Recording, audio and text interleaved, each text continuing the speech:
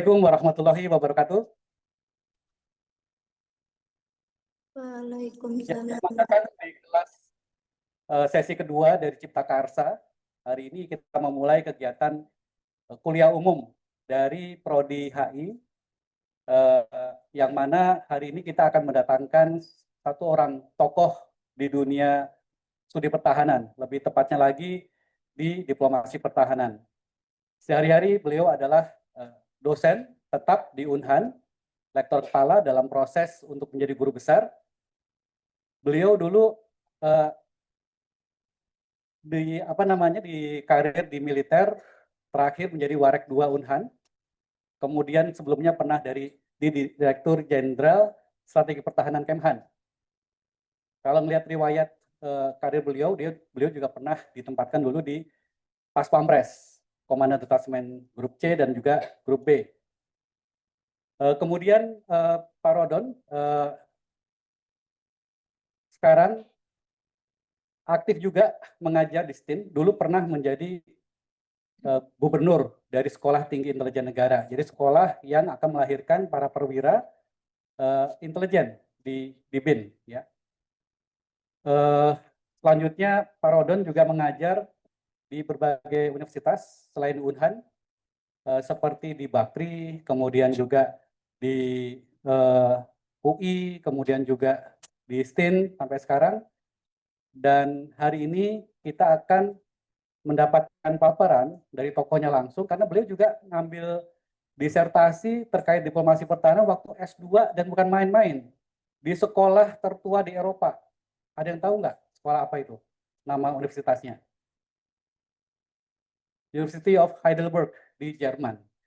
Disertasi beliau tahun 2005 tentang diplomasi pertahanan di ASEAN. Padahal diplomasi pertahanan baru lahir tahun 95-an. Jadi masih baru, masih orang belum kenal, Pak Rodol sudah meneliti tentang ini.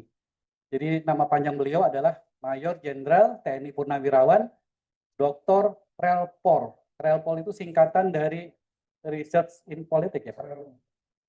Oh ya, bahasa Indonesia Research in Political Science. Rodon Pedrason MA. MA-nya itu di Hull University Inggris. Jadi memang bukan kaleng-kaleng, beliau juga program studi pertama waktu itu di Unhan, yaitu Prodi Strategi Perang Semesta tahun 2009. Saya masuk ke Unhan di prodi yang sama tahun 2013, saya Pak Rodon sudah berangkat ke Jerman. Ya.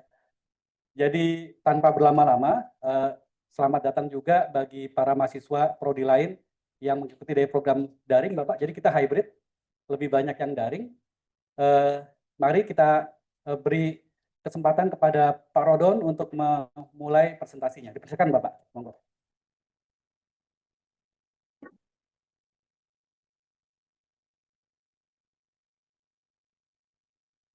Assalamualaikum warahmatullahi wabarakatuh. Saya nggak tahu ini selamat siang atau selamat sore, tapi kayaknya udah sore, udah jam 3.25. Terima kasih Mas Ian. Jadi sebelum lebih lanjut, Mas Ian ini bukan membantu lah, tapi banyak bersama-sama saya, supporting saya sebetulnya dalam berbagai kuliah. Ada juga kuliah menyangkut security, menyangkut juga diplomasi pertahanan, dan banyak memang saya selalu berusaha mencoba melibatkan Mas Ian. Karena memang dulu sebelum saya pensiun, waktu terbatas terkadang, nah Mas Ian yang support. Jadi setelah saya sudah 2 tahun pensiun. Persis nanti 1 November 2 tahun pensiun. Nah sejak pensiun itulah betul-betul aktif mengajar. Jadi kebetulan saya pensiunan, tapi alhamdulillah bukan pengangguran. Ya. Lanjut Mbak. Oke. Belum muncul. Belum muncul.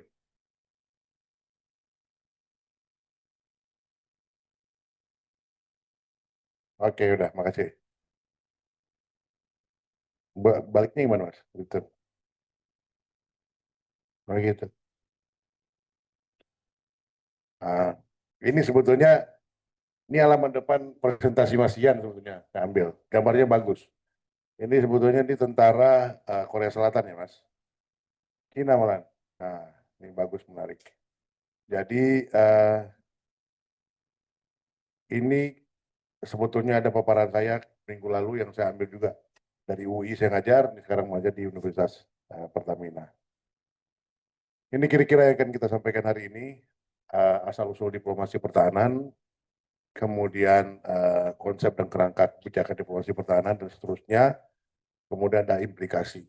Nanti ya untuk konklusinya atau kesimpulannya kita bicarakan lebih lanjut.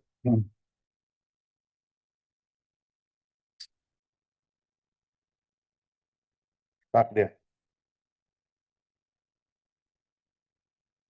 Nah, jangan.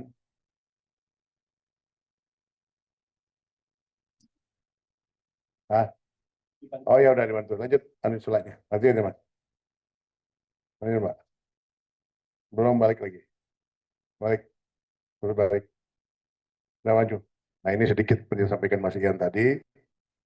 eh Cukup tua sebetulnya. Saya lulusan di Akademi Militer itu tahun 89.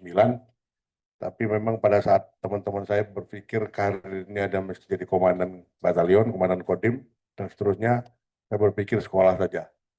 Karena kebetulan terbelakang orang tua saya juga dosen, juga guru. Ini beberapa buku yang ditulis, ini ada beberapa buku yang bekerja sama dengan Mas Ian tentang masalah diplomasi pertahanan, tentang PLN Road Inisiatif, kemudian dari kalau nggak salah tentang Kepulauan Natuna. Lanjut, Pak.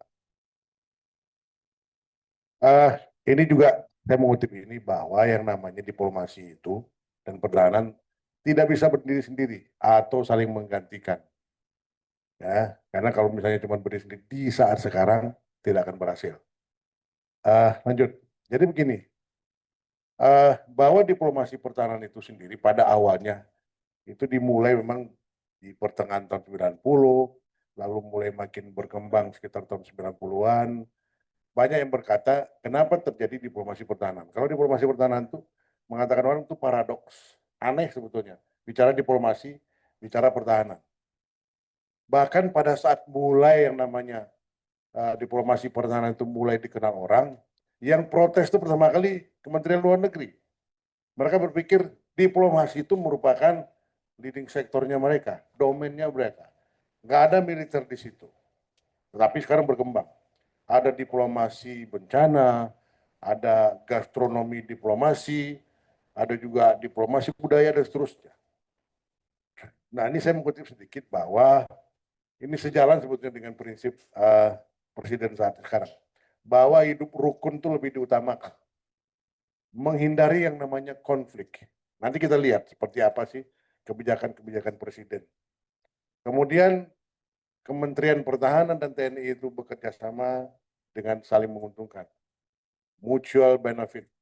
Jadi nggak saling merugikan. Betul-betul bekerja sama dengan semua potensi yang ada, dengan semua keterbatasan, sehingga menimbulkan katalah lebih mengutamakan menimbulkan rasa damai, kemudian persahabatan dan stabilitas.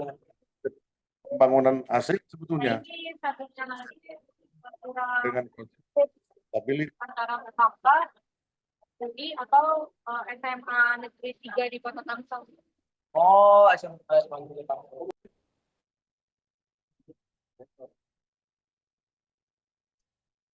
Jadi sama dengan konsep pembangunan ASEAN, stability, perdamaian, dan prosperity, kesejahteraan. Jadi makanya jangan heran kalau ASEAN berpikir, kenapa tidak bicara security? Karena memang ASEAN didirikan tahun 67 itu bicara 3 konsep itu. Ya, stabilitas, perdamaian, dan kesejahteraan. Kemudian tujuan latihan, tujuan kerjasama itu ya untuk memahami adanya perbedaan, kemudian ditemukan jalan keluarnya. Jadi bahwa beda budaya, beda kesamaan, beda juga segala macam kepentingan-kepentingan, lalu membangun saling percaya. Nah, di dunia barangkali bukan cuma di Indonesia sebetulnya, tapi sekarang ini sudah lama yang berkembang, mungkin sudah lebih dari ya 10 tahun kali. Mas Ian waktu itu udah pernah kan, waktu Mas Ian jadi apa, ikut apa, sempat ke Amerika nggak? Ke NPS. Nah waktu itu di tahun 2009 saja, Amerika tuh udah kenal yang namanya istilahnya Global Commons. Mungkin teman-teman sendiri mendengarnya seperti apa sih Global Commons itu. Ringkasnya beginilah, yang namanya Global Commons itu, jika seseorang menguasai sesuatu atau sebuah pihak menguasai sesuatu yang penting, entahkah itu ekonomi, entah itu politik, entah itu space, atau sesuatu yang sifatnya memberikan keuntungan, maka dia akan menguasai dunia. Nah itu yang dikembangkan Amerika. Makanya sekarang Amerika sudah punya yang namanya Space Force dia. Jadi dia bukan cuma darat, laut, dan udara, tapi dia sudah punya pasukan angkasa luar. Kita belum. Kalau Singapura, sekarang ini dia punya yang namanya cyberspace. Singapura. Jadi bukan cuma darat, laut, dan udara dia punya cyberspace. Nah kita sekarang mempunyai berbagai kegiatan yang terkait dengan cyber. Jadi cyber crime kah, atau cyber apa yang namanya berkembang sekarang jadi BSSN, Badan Badan Sandi dan Cyber Negara, Cyber dan Negara itu sekarang. Jadi negara lain mungkin lebih siap memikirkan tentang kemajuan perbedaan yang ada, kita mesti mencoba mengantisipasi itu. Karena kita masih berpikir bahwa membuat katakanlah militer atau negara kuat dengan adanya perkembangan modernisasi atau teknologi kita miliki. Perlu teman-teman ingat, ada 3 syarat untuk disebut sebagai negara kuat. Yang pertama, clean governance, pemerintahan yang bersih. Yang kedua adalah ekonominya kuat. Dan yang ketiga, kalau militernya maupun intelijennya kuat. Nah, kita fokus ke sana sekarang. Makanya kalau teman-teman lihat seperti apa yang namanya berkembang saat ini dunia pertahanan kita, mungkin di tanggal 10, kemarin Presiden mengumumkan 10 Agustus ya Mas, yang membuat, yang di apa itu, yang di Batu Jajar. Nah itu kan mengembangkan ada penambahan 5 Kodam, ada penambahan beberapa batalion. Nah di dalam dunia militer ada namanya figur, ada namanya postur. Kalau bicara figur, artinya orang melihat gambaran seperti kekuatan kita. Berapa jumlah yang kita punya, pesawat kita. Berapa jumlah teknologi yang kita miliki. Seperti apa modernisasi perkembangan kita. Nah kalau bicara postur, bicara tentang masalah kekuatan. Strength, bicara tentang masalah skill, kemampuan. Bicara tentang masalah deployment, penempatan. Nah ini yang dikembangkan oleh Presiden saat sekarang. Lanjut. Ini asal-usul diplomasi pertahanan. Ini sebetulnya bahan penelitian saya. Bahwa yang namanya peran militer itu berkembang sejalan berkembangnya zaman. Dulu, pada saat yang namanya perang dingin, itu yang namanya militer fokus bagaimana melaksanakan perang konvensional. Traditional war mereka. Menggunakan senjata hadap-hadapan atau menggunakan teknologi persenjataan. Jadi kalau sekarang perkembangan zaman, militer dilibatkan dalam mengatasi NTS, non-traditional security threat. Apa saja sih bentuk non-traditional security threat? Macam-macam. Ada ekonomi, ada bencana, ada masalah kemudian budaya, ada masalah politik. Jadi banyak. Ancaman non-tradisional yang di luar dugaan kita sama sekali. Sekarang contohnya cyber. Kemudian sekarang pandemi.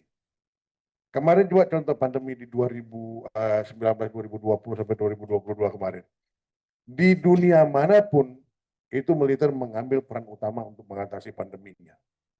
Mereka tidak pernah sibuk, tidak pernah protes kenapa militer ada di depan. Tapi mereka mengutamakan bagaimana semua katakanlah nasional gardanya, garda nasionalnya berperan aktif untuk mengatasi itu. Nah kalau di Indonesia kemudian pertimbangannya kami adalah yang namanya militer, yang nama polisi memiliki jaringan sampai ke desa-desa, sampai ke dusun-dusun. Makanya dipergunakan untuk melakukan dropping logistik, mengatasi bencana untuk pandemik yang ada. Nah peran-peran itu yang dikembangkan saat sekarang. Jadi bukan lagi perang bagaimana menggunakan senjata canggih, tetapi bagaimana skill yang dimiliki, kecerdasan yang dipunyai, itu dimanfaatkan untuk kepentingan rakyat. Itu asal muasal yang sebetulnya munculnya yang namanya diplomasi pertahanan itu. Terminologi itu sebetulnya, lanjut Pak. Nah, terminologi diplomasi pertahanan itu sebetulnya di ASEAN sendiri muncul di 2006. Pada saat pertama kali berdiri namanya ADMM, ASEAN Defense Ministers Meeting. 2006 pertama kali.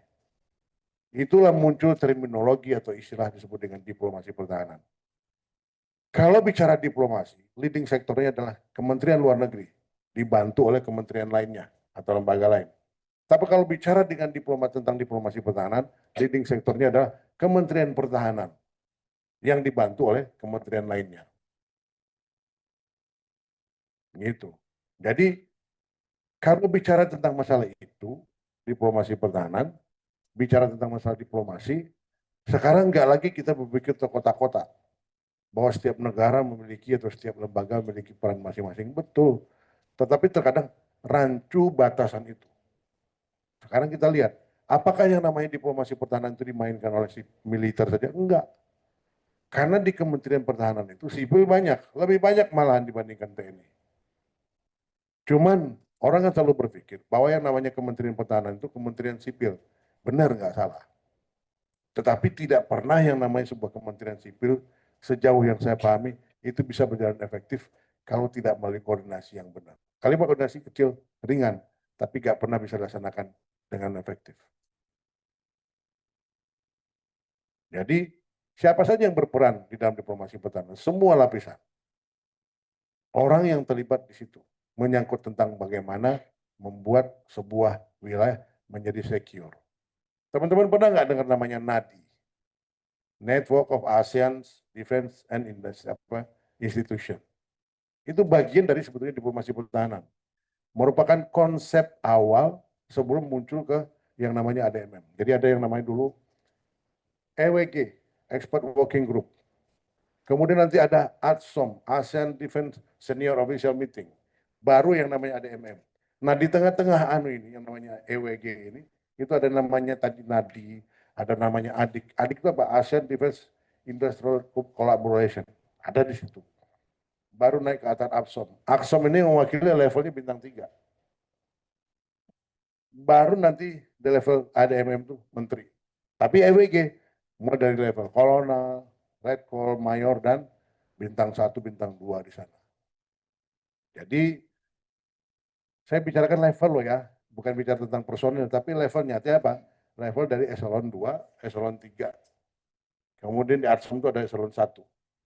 Di tingkat menteri, tingkatnya adalah kebijakan negara di situ. Jadi, ini sebetulnya merupakan definisi, working definition yang saya kembangkan bareng-bareng Mas Ian. Jadi, defense diplomasi ini merupakan menggunakan semua metode ya, untuk semua sebagai negara-negara di dalam berkomunikasi. Apakah mereka sedang dalam keadaan kompetisi? Apakah sedang melaksanakan mungkin dalam bersaing satu dengan lainnya? Tetapi mereka menggunakan itu dengan segala macam, termasuk ekonomi, kultur, politik, untuk mencapai yang namanya mutual trust. Saling percaya. Lanjut, Mbak. Nah, ini lagi nih. Masih bicara tentang masalah tentang masalah diplomasi pertahanan, definisi itu. Ada yang saya highlight merah di sini. Bahwa menurut Sing Tang, kemudian Bu Bender Singh mengatakan bahwa ada 2 aspek pertahanan. Di situ pragmatis dan transformatif. Kalau yang pragmatis itu mempertahankan kondisi saat ini. Kita nggak moving kemana-mana, nggak pindah kemana-mana. Sedangkan kalau yang namanya transformatif, berarti secara substansial mengubah kondisi yang ada. Nah, kemudian ada garis bawah di situ adalah bahwa yang namanya diplomasi pertahanan itu untuk bagaimana mempertahankan hidup secara berdampingan, secara damai. Coba saya singgung sedikit, gitu. Mungkin teman-teman melihat kenapa Presiden Prabowo mau bekerja sama dengan Cina, Tiongkok untuk mengeksplorasi ZEE kita.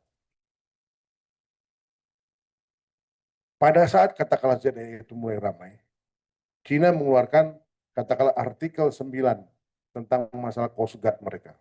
Bahwa di artikel 9 itu disebutkan jika ada katakanlah nelayan dari negara lain atau personel negara lain yang masuk ke kawasan itu, mereka berhak mengeluarkan tembakan, mengusir dengan menggunakan tembakan. Di satu sisi, kita tidak mampu mengusir kapal nelayan mereka masuk ke wilayah kita karena ketidakmampuan kita di dalam mengatasi itu. Coba Anda lihat, kapal kita begitu berangkat dari pelabuhan, sandar dari pangkalannya sampai ke ZEE, BBM-nya habis, harus segera balik lagi ke pangkalan, nggak cukup, nggak bisa melakukan patroli. Nah, daripada kapal kita diusir keluar, didorong oleh Coast Guard-nya, dan kita nggak mampu mengusir katakanlah nelayannya, kenapa nggak kita bekerja sama? Dulu sebelum katakanlah ada persoalan ZEE ini, kapal-kapal nelayan kita, kalau kapal-kapal nelayan yang sampai ke ZEE itu, nggak mungkin diawaki oleh 10 orang. Bisa jadi 50-100 orang.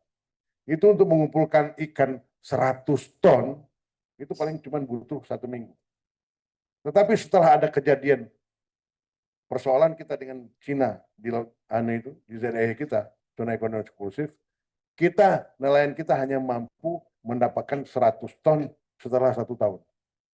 Betapa ruginya kita. Kemudian beli lagi kapal kita nggak bisa melaksanakan kita patroli. Gimana mau patroli?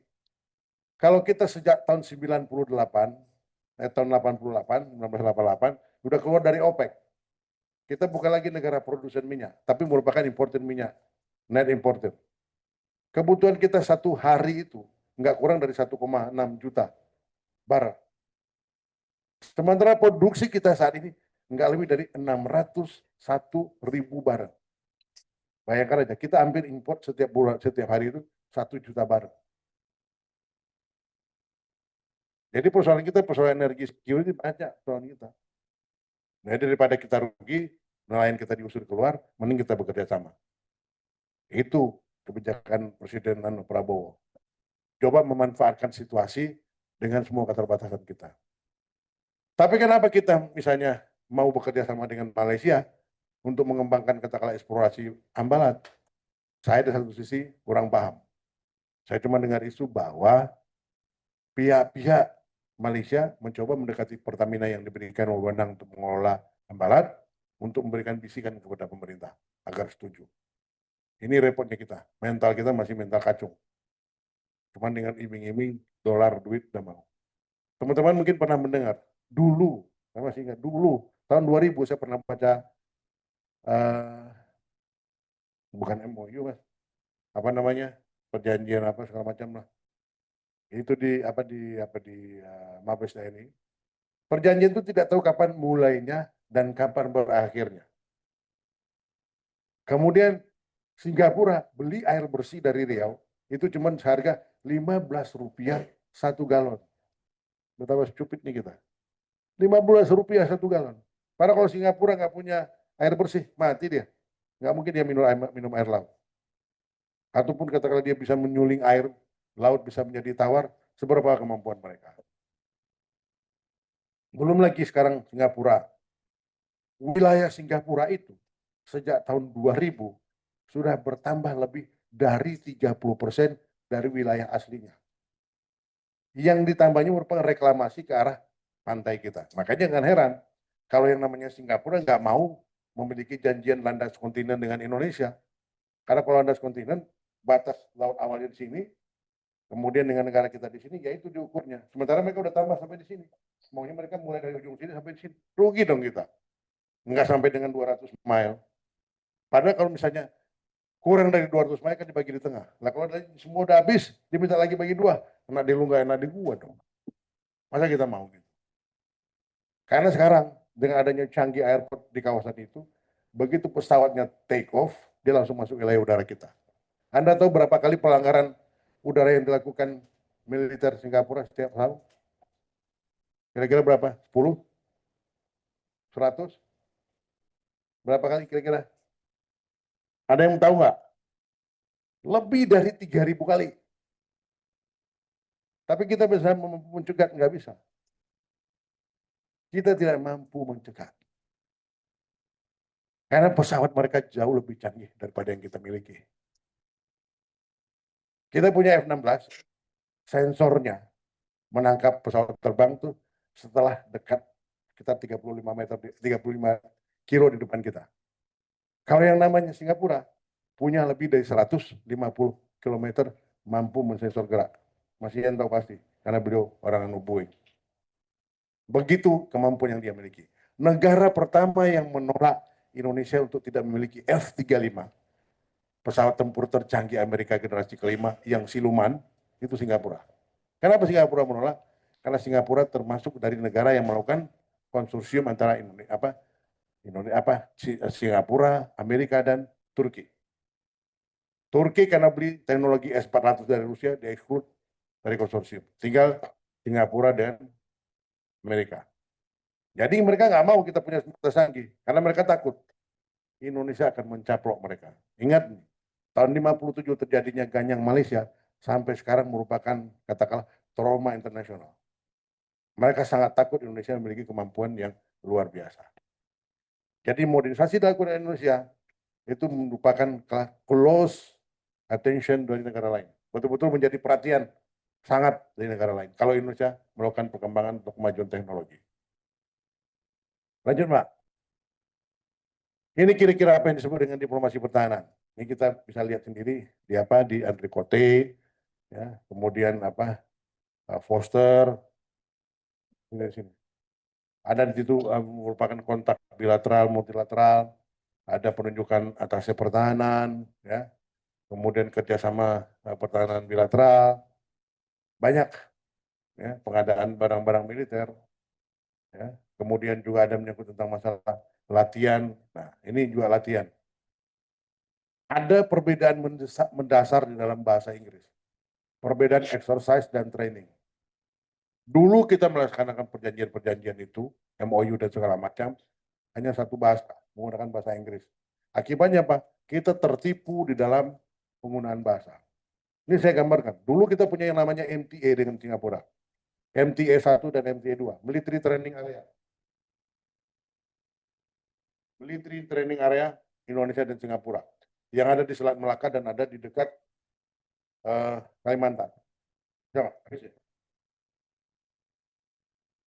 Ada di Selat Melaka dan dekat Kalimantan.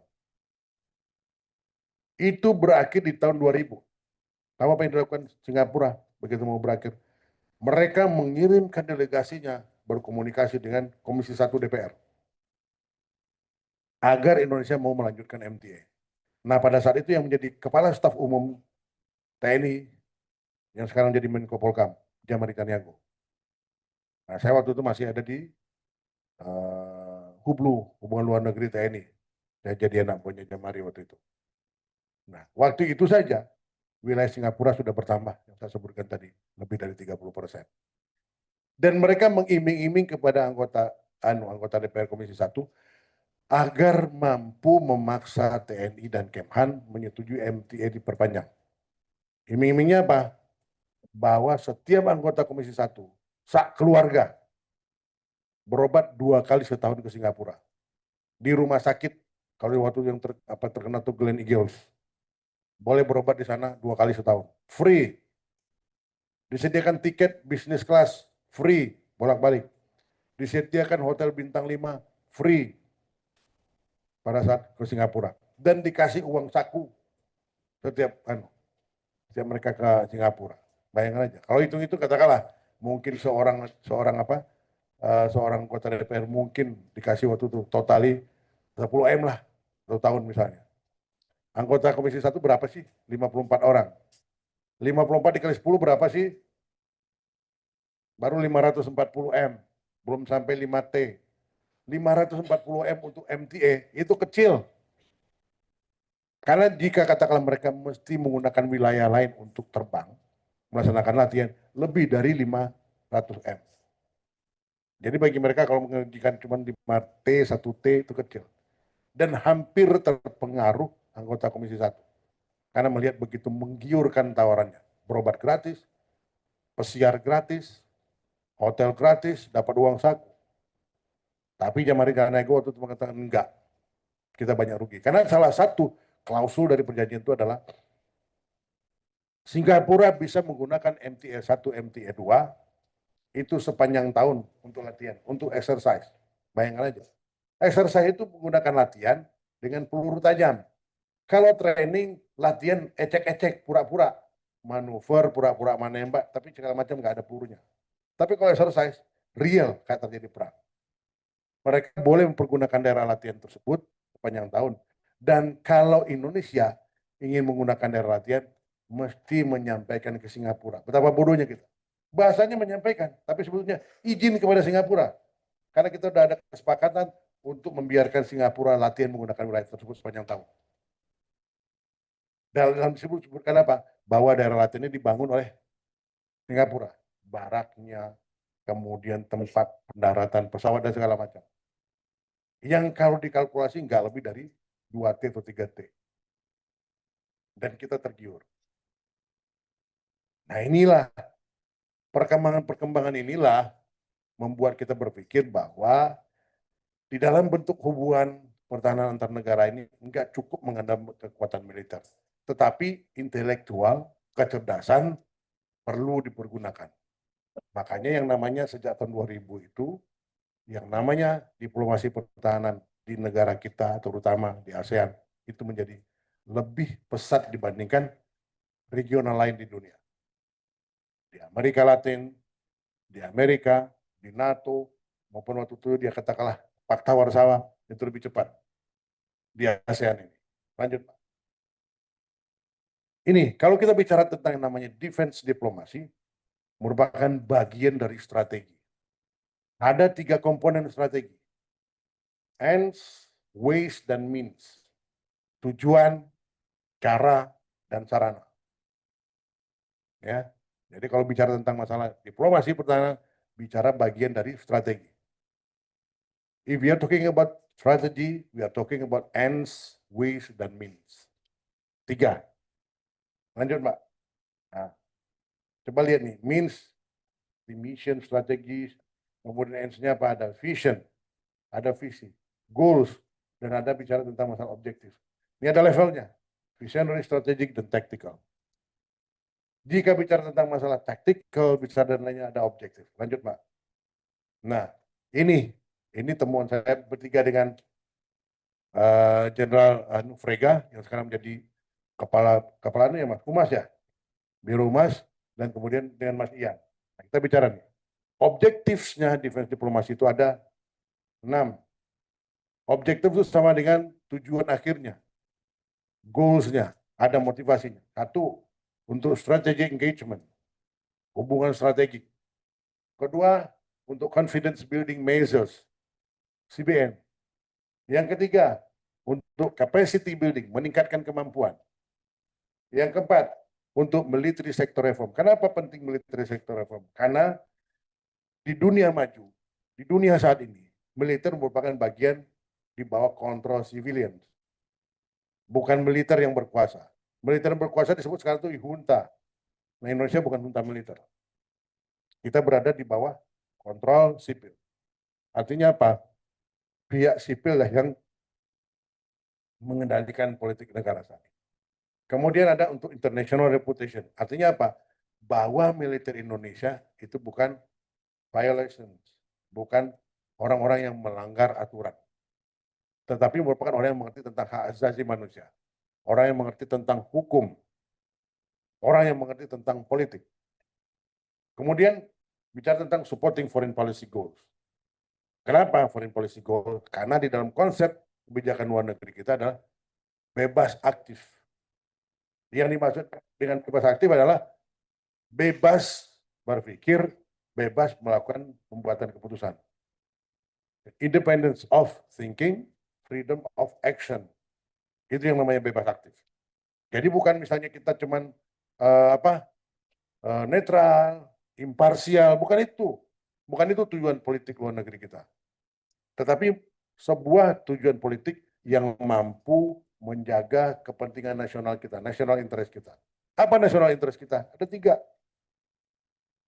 Our national sovereignty, kedaulatan negara kita, bicara tentang masalah territorial integrity, keutuhan wilayah kita, dan yang ketiga bicara tentang masalah human security, keselamatan anak bangsa kita.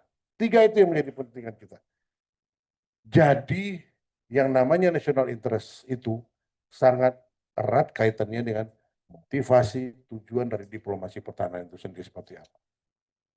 Jadi kalau misalnya ada yang berbicara tentang masalah misalnya bahwa di diplomasi pertahanan itu ada 3, menurut saya itu belum lengkap. Bicara cuma tentang CBM, strategi leadership, dan kemudian bicara tentang masalah industrial collaboration. Industrial collaboration itu merupakan cara-cara untuk meningkatkan kemampuan personil kita, meningkatkan kemampuan pasukan kita, meningkatkan kemampuan rakyat dan negara kita. Jadi cara, bukan tujuan akhir.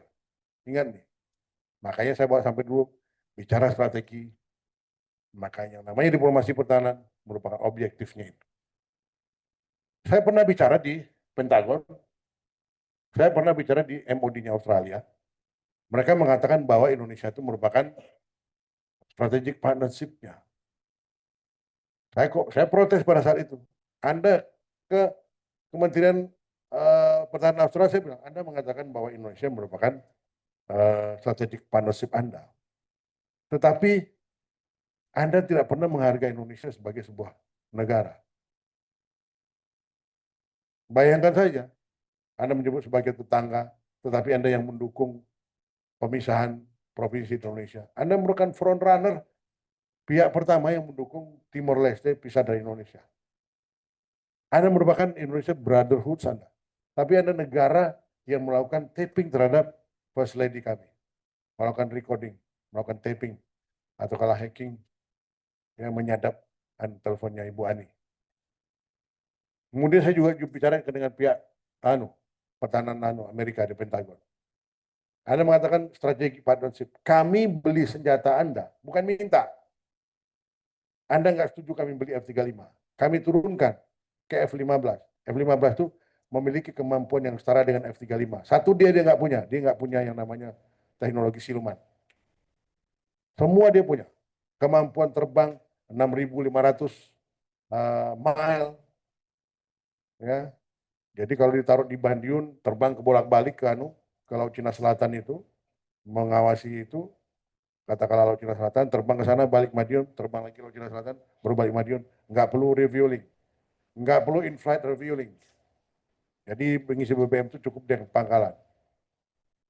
Kemudian dia hard point-nya, titik senjata di bodinya totalnya ada 24. 11 di sayap kanan, 11 di sayap kiri, 2 di bodi. Berarti 24. Belum lagi untuk payload-nya, daya angkatnya 37 ton. Jadi pesawat itu biarpun terbang mampu mengangkat beban 37 ton. Nah, Indonesia pengennya beli yang F-15EX tipe A yang bisa terbang landing dan take off secara vertikal, tidak menggunakan runway. Tapi sampai sekarang belum ada keputusan. Makanya Prabowo waktu itu jadi Menhan memutuskan membeli interim pesawat militer. Artinya pesawat pengganti sementara. Beli yang namanya Rafale 42 unit. Beli yang namanya kapal selam yang bekas. Beli yang namanya fregat yang bekas. Bukan itu yang di tujuan akhir. Itu merupakan interim, pengganti sementara. Kenapa? Jika bicara tentang modernisasi, ada 3 hal. Pertama, belinya mahal. Kemudian nggak bisa beli kayak kita beli es krim. Kita pesan langsung dapat, nggak bisa. Kita pesan hari ini, baru datang ke negeri kita, pesawat baru tersebut 4,5 tahun kemudian. Kemudian teknologinya tinggi. Butuh duit banyak. Nah, sehingga untuk mengatasi itu yang paling mungkin adalah membeli pesawat bekas atau second hand, atau nyebutnya adalah interim, agar segera negara kita bisa di backup atau bisa menimbulkan efek gentar kepada negara lain. Makanya kita beli Rafale. Kenapa beli Rafale? Karena Rafale itu merupakan katakanlah senjata andalan banyak negara yang dipercaya kemampuannya. Tapi sayangnya kemarin pada saat terjadi sengketa India dengan Pakistan, Rafale-nya rontok. Kalah dengan CJ apa J, Mas? J10 ya. Nah, kalah dengan J10 Cina. Tahu berapa harga Rafale kalau baru? Sekitar 200 juta dolar kalau baru. Kalau bekas ya separohnya lah. Tetapi J10 milik Cina baru berapa harganya? Cuma 20 juta dolar. Itu pesawat baru. Setara dengan Black Hawk-nya atau merupakan pesawat apa istilahnya helikopter tempurnya Amerika yang baru. 20 juta dolar. Kalau Rafale mampu cepat terbangnya sekitar 2 Mach atau 2 kali kecepatan suara. Kalau heli paling cepat sekitar 350 atau 400 km per jam. Jadi itu kondisinya kemarin itu. Jadi kalau orang bicara tentang masalah strategi engagement, bicara tentang masalah modernisasi, tolong dipahami. Karena sebetulnya budget yang disebut moderat, yang masih masuk akal itu berkisar antara sekitar 1,6% dari GDP sampai dengan 1,8. Nah, kita baru punya 0,87 dari GDP kita. Yang dari APBN kita baru sekitar 4,9. Anda tahu berapa negara lain? Singapura saja itu sekitar 3% dari GDP-nya. Kalau dengan dengan APBN-nya sekitar 30%. Kalau misalnya dengan Pakistan itu berapa? 30% dari GDP-nya. Bayangkan berapa persen dengan APBN. Singapura, Amerika 50% dari APBN. Kita cuma 4,9. Jepang 4% flat setiap tahun dari GDP-nya. Berapa persen dari dari APBN-nya? More than 10%. Kita berapa? Jadi kalau Anda lihat kata-kata sekarang kekuatan militer Indonesia itu nomor 13 dunia, think about it. Pikir lagi, betul atau tidak? Hoax satu. Jangan percaya berita dari global firepower, saya nggak suka. Saya lebih percaya kepada military balance yang selalu diberikan oleh Mas Ian, ketimbang dengan global firepower. Banyak bohongnya, membuat kita terlena. Saya kalau bercerita lebih jauh tentang bagaimana keadaan militer kita, nanti kalian takut untuk berada jadi orang Indonesia. Tapi nggak usah saya cerita. Tapi yang jelas kondisinya kita bukan 15, nomor 13 di dunia menurut saya. Nggak segitu, nggak sekuat itu kita. Personil kita mungkin banyak. Kita punya mungkin 500.000, hampir 16.000 personel aktif. Cadangan kita mungkin sekitar 25.000. Tapi Vietnam, tentara cadangannya 1 juta. Vietnam. Kalau India, angkatan daratnya saja India 1 juta. Indonesia totally darat, laut, udara sekitar 500.000. Jadi banyak bedanya. Makanya kemarin itu saya pernah rencana koordinasi dengan Mas Yan, menulis tentang masalah Troika, bagaimana pemanfaatan India di utara, kemudian Australia di selatan, menjadi Troika, sebuah 3 negara, sebuah kekuatan militer. Kalau kita udah bicara itu di Kementerian Pertahanan, Kemhan bicara dengan Australia siap, India nggak siap. India dan Indonesia siap, Australia nggak siap. Jadi nggak ketemu. Negara ini penting bagi kawasan ini. Karena kalau misalnya Indonesia remek, Indonesia tidak stabil, kawasan kita nggak stabil. Kalau Indonesia melarat, kawasan lain pasti melarat. Singapura kaya dari Indonesia, bukan kaya dari dunia. Orang yang menentukan harga sawit, yang menentukan harga emas, itu Singapura. Kita beli BBM dari Singapura. Dia nggak punya kok, dia nggak punya tempat sumur bor, nggak punya dia. Tapi kita beli minyak dari mereka.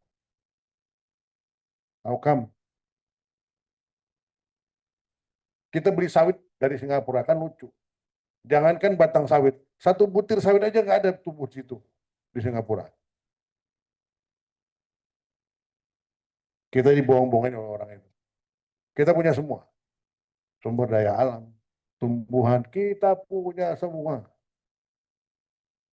Ya. Hasil alam kita saja, dari ikan saja. Baru dari ikan loh ya. Ikan tok, itu sekitar 50 miliar dolar per tahun. Baru ikan, belum laut. Totally, nggak kurang dari 1 miliar dolar per tahun. Itu baru hasil laut, baru laut. Belum tambang. Kita punya emas, kita punya gas, kita punya mangan, kita punya uranium. Anda tahu berapa uranium yang dimiliki Indonesia? Yang merupakan bahan dasar nuklir? 1 ton? 2 ton? 10 ton? Bukan. Indonesia punya ratusan ton uranium. Rare earth. Makanya Presiden Prabowo ingin adanya kita punya pembangkit nuklir sebagai untuk katakanlah energi kita, energi hemat. Secuil uranium saja, itu kalau kita berdayakan, itu mampu menerangi kecamatan di Jakarta ini 1 bulan non-stop, pagi siang malam. Harus cuil dong. Makanya kalau misalnya sekarang yang namanya Australia ingin punya kapal selam bertenaga nuklir, karena itu lebih hemat. Tetapi persoalannya sekarang kita nggak bisa memiliki reaktor nuklir dan segala macam karena kita terkungkung dengan perjanjian ratifikasi CNFWNZ, Southeast Asian Nuclear Weapon Free Zone. Jadi kita mesti meratifikasi ulang atau membuat perjanjian ulang. Jadi banyak persoalan. Kita memiliki kemampuan yang sama. Kalau bicara tentang kapal, Indonesia mampu bangun kapal selam. Indonesia mampu bangun kapal induk. Tapi bangun kapal induk mau bawa apa kita? Mau ya bawa heli. Pesawat tempurnya nggak ono, cuma Rafale doang. Mau F-16. Lanjut, Pak. Ini evolusi diplomasi pertahanan. Ya, bicara tentang engagement, mempromosikan demokrasi, kemudian mendukung tentang peacekeeping operation. Ya, ini yang dikembangkan lebih dilihat orang saat ini. Lanjut, Pak. Nah, ini perkembangan lingkungan strategis. Ini udah berapa kali juga saya sampaikan. Jadi kalau secara global saat ini, persoalannya adalah masalah politik, ekonomi, kemudian perang dagang, Cina sampai di Amerika nggak selesai-selesai. Sekarang perkembangan lagi perang tarif, ya. Kemudian bicara tentang masalah terorisme, lingkungan. Ada 3 hal yang masuk melalui demokrasi Amerika saat sekarang, yang selalu ditekankan oleh Amerika, yaitu DHL, demokrasi, human right, sama lingkungan, hak asasi manusia dan lingkungan. Itu merupakan 3 senjata yang dibawa oleh Amerika ke negara-negara seperti Indonesia. Bagi mereka, demokrasi itu 3 hal itu. Tapi bagi saya, demokrasi itu kalau negara yang muka ya, sumber daya alamnya banyak, demokrasi akan datang. Kalau negara miskin, nggak akan ada yang mau datang. Demokrasi will come if you are a rich man. Kalau kita nggak punya emas, kalau kita nggak punya minyak, ngapain mereka datang ke sini? Sebagai contoh saja, di negara Afrika yang sampai sekarang masih bergejolak, Kongo, Democratic Republic of the Congo. Berlian Kongo merupakan berlian terbaik di dunia. Kalian pernah ada yang namanya nonton film apa? Blood Diamond. Yang bintangnya situ siapa? Leonardo DiCaprio. Ya. Itu diamond yang dimasukkan dari Liberia. Diamond yang terbaik itu adalah Afrika, Kongo. Kalau dia ada, kita punya berlian yang sudah diasah, di bawah lampu ini. Semua ruang ini terang. Berkilau itu. Kayak ruang diskotik. Saking bagusnya berliannya. Dan di tahun itu aja, di tahun 2000 itu saja, Amerika sudah mendapatkan berlian, kalau jajan repot kalau jalan, berlian free tidak kurang dari 50 juta dolar per hari. Itu tahun 2000. Kalau sekarang saya nggak tahu berapa. Tetapi ironisnya, negeri yang sejak tahun 60 sampai sekarang itu perang, mata uangnya lebih kuat dari Indonesia. $1 antara 300 sampai sekarang 500 franc Kongo. Indonesia $1 sama dengan 16.600 berapa sekian. Nggak kurang dari 16.000. Betapa lemahnya uang kita. Gimana nggak lemah? Karena yang namanya deposit dari devisa kita, itu nggak lebih dari 150 miliar dolar. Jadi wajar saja uang kita nggak ada harganya. Kita mau pinjam ke luar negeri juga ada batasannya. Kementerian Pertahanan itu hanya boleh meminjam, bukannya Kementerian Pertahanan, kementerian-kementerian yang ada di Indonesia lah, hanya boleh meminjam ke luar negeri, PLN itu, nggak lebih dari 50 miliar dolar per tahun. Tapi dengan catatan, negara juga memiliki jaminan sebesar 50 miliar dolar. Gimana? nggak cukup. Karena itu merupakan undang-undang tata negara, undang-undang perbendaharaan negara. Jadi bukan sembarangan kita minjamkan uang begitu saja. Makanya kemarin kalau ada di rejim sebelumnya bisa utang sampai ribuan tuh, masalahnya di mana saya nggak tahu. Tapi berdasarkan undang perbendaharaan negara, nggak bisa sebuah kementerian minjam lebih dari 50 miliar dolar. Jadi kalau ada yang ribut, pakar yang menyatakan kita punya uang keuangan apa, pertahanan kita berlebihan segala macam, karena dia nggak ngerti apa persoalannya. Tapi dia berani menyebut dirinya sebagai pakar. Nauzubillah. Lanjut. Ini kira-kira lanskap geopolitik. Yang paling ribut saat sekarang Amerika. Ya, masalah Iran, Korea Utara dan seterusnya, kemudian ancaman Rusia, ya. Ini menjadi konflik sebetulnya. Lanjut, Mbak. Nah ini, kita singgung sedikit konflik Iran dan Israel dengan potensi perang global.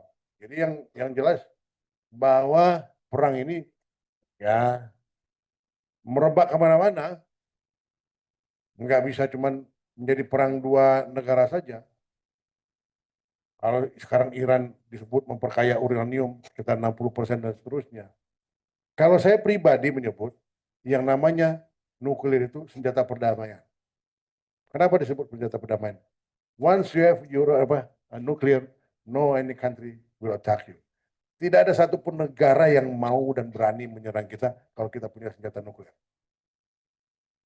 Perang Pakistan India itu cuma skirmish doang, perang cuma dogfight, pesawat di udara. Nuklir nggak mungkin dilepaskan, mau hancur dua negara. Perang misalnya Amerika dengan Korea Utara, cuma ribut doang di media. Berani Amerika menyerang Korea? Nggak berani. Ini yang orang sakit jiwa gitu. Pasti melepaskan nuklir. Makanya kemarin pada saat kejadian misalnya Amerika menuduh Irak punya nuklir, waktu saya bilang nggak mungkin. Secara psikologis yang namanya Saddam itu orang nekat. Jika negaranya dihancurkan, dia pasti akan balas. Karena Irak tahu nggak punya senjata, mereka menyerang. Karena Libya nggak punya senjata nuklir, mereka menyerang. Tapi coba lihat Korea Utara, dia berani menyerang? Nggak mungkin berani. Karena mereka juga takut musnah. Berani menyerang Cina? Nggak berani, Cina juga punya nuklir. Meskipun kekuatan mereka belum setara dengan Amerika, tapi dia punya nuklir. Maka saya bilang, kalau kita punya nuklir, nggak ada negara pun di mana dunia pun yang mau menyerang kita. Tapi apakah semua orang intelektual Indonesia berpikir itu? Enggak ada. Begitu banyak pengaruh yang masuk dengan berbagai alasan, kecerdasan mereka, membuat kita tidak memiliki senjata pengaman demikian. Lanjut. Nah ini kira-kira nih, jangan sampai yang namanya konflik Iran dan Israel ini menjadi potensi perang global. Tapi kenyataannya, kemarin di sidang PBB, Dewan Keamanan PBB, 5 negara, 5P, 5 negara anggota tetap Dewan Keamanan, 4 sudah mengeluarkan persetujuannya. Tapi Amerika memveto. Nah kalau Amerika memveto, resolusi apa yang dikeluarkan nggak jalan. Mesti ada mekanisme lain di luar PBB membuat veto itu, membuat katakanlah resolusi itu jalan. Jadi nggak heran kalau mereka menggunakan standar ganda. Mereka bicara teriak-teriak tentang hak asasi manusia, bagaimana militer Indonesia dikirim ke Papua melakukan pembunuhan. Yang dibunuh tentara kok, bukan yang dibunuh TNI kok, bukan mereka yang dibunuh. Tapi mereka tidak teriak. Gitu. Sementara ribuan anak-anak wanita dibunuh di Gaza sana, ada yang teriak? Nggak ada, semua diam. Jadi hidup ini memang tidak adil. Keadilan itu ada kalau kita kuat. Makanya negeri kita harus kuat. Lanjut. Ini kira-kira kekuatan adidaya di negara Asia Tenggara saat ini ya. Yaitu tentang adanya AUKUS, Australian, United Kingdom, United States. Ya. Kemudian ada juga tentang masalah Quad, Jepang, Amerika, India dan segala macam. Ya. Kemudian apalagi ini kira-kira nih kekuatan yang saat ini bermain di kawasan kita. Di sekarang yang berkembang itu ada yang namanya AOIP, ASEAN Outlook in Indo-Pacific. Itu sering tidak ketemu dengan berbagai sidang atau rapat kita itu meeting antara Rusia, Cina, dan Amerika. Yang namanya Cina dan Rusia nggak mau yang namanya terminologi Indo-Pasifik. Mereka bilang terminologi Indo-Pasifik itu merupakan ciptaan Amerika. Sementara Amerika selalu berlaku sewenang-wenang terhadap dunia. Padahal yang namanya terminologi Indo-Pasifik itu yang mengungkapkan pertama kali itu Indonesia. Makanya peran Indo-Pasifik itu banyak negara yang ingin masuk menjadi membernya, maka perlu persetujuan negara-negara ASEAN. Perlu persetujuan negara-negara yang sudah menjadi member. Bukan cuma, bahkan untuk menjadi observer pun perlu mendapat persetujuan. Lanjut. Lanjut aja. Ini kira-kira diplomasi pertahanan Indonesia saat ini. Ya, ada latihan bersama, ada dialog keamanan, ada ADM Plus, kemudian ada trilateral meeting, ASEAN trilateral meeting. Nah, sekarang ini yang baru dikembangkan sebetulnya adalah kerjasama Indonesia, Malaysia, dan Filipina menyangkut tentang patroli di Sulu, Laut Sulu, ataupun di Selat Malaka. Ada klausul kemarin itu melakukan hot pursuit. Artinya apa? Negara yang bersangkutan jika katakanlah menemukan terjadinya perompakan, itu bisa mengejar perompak tersebut sampai ke wilayah negara yang mereka kabur. Misalnya, mereka terjadi perompakan di wilayah Malaysia, tapi mungkin perompaknya kabur ke Thailand misalnya, atau ke Filipina, maka Malaysia dan Indonesia berhak mengejar ke Filipina tanpa perlu pemberitahuan terlebih dahulu. Nah, kemarin rencana trilateral meeting itu mau ditambah dengan Singapura dan Thailand. Ini 5 negara.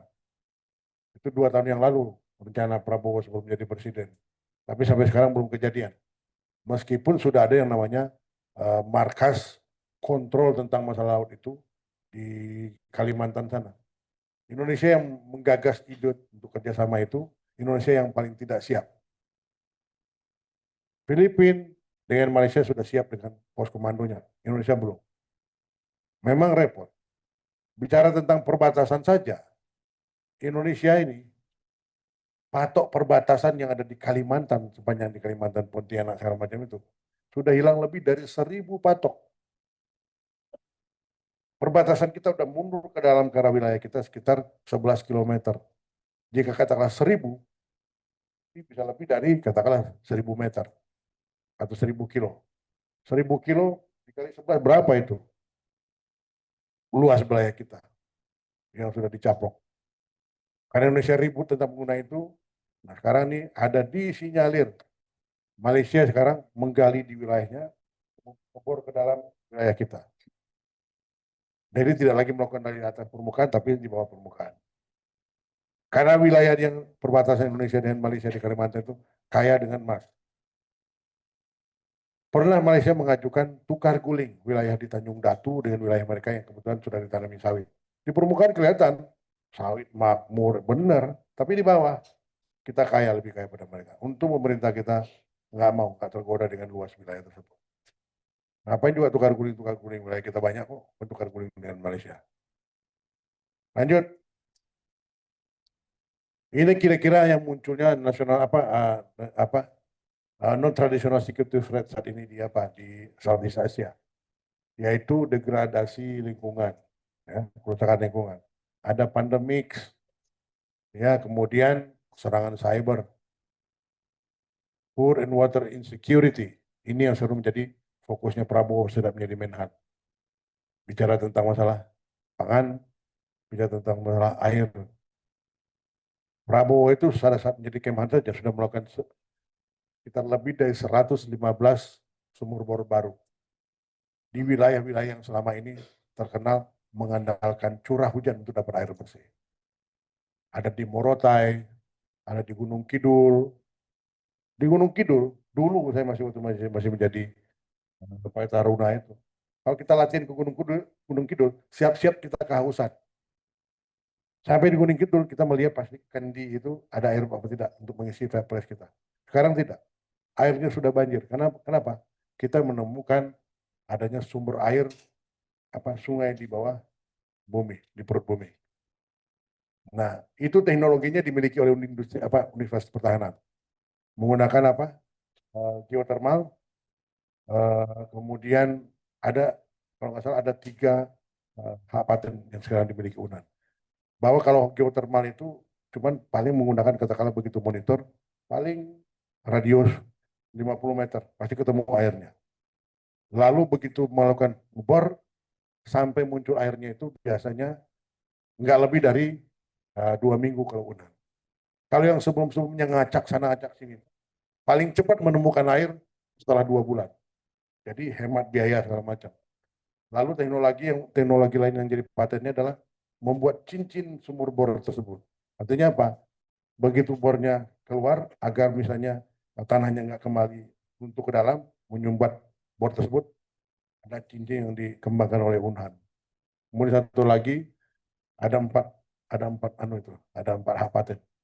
Bahwa untuk bornya itu menggunakan bisa mobile, bisa berpindah kemana-mana. Jadi ada 4 hak paten yang dimiliki Unhan menemukan air bersih tersebut. Jadi sekarang tidak ada lagi istilah katakanlah sebuah daerah itu kering. Di Morotai saja waktu itu, kalau di musim kemarau itu ternak itu ribuan mati. Tapi dengan timbulnya air itu, masyarakat nggak perlu lagi mencari air sampai katakanlah ke sungai yang jauh-jauh, tapi kerannya langsung ada di pemukiman masing-masing. Nah, itu tuh makanya Prabowo menang kemarin pada saat pemilu 2024 di sana. Jadi ada drug trafficking, small weapon, smuggling, transnational crime, dan seterusnya. Nah, ini selalu dibicarakan pada tahap awal expert working group.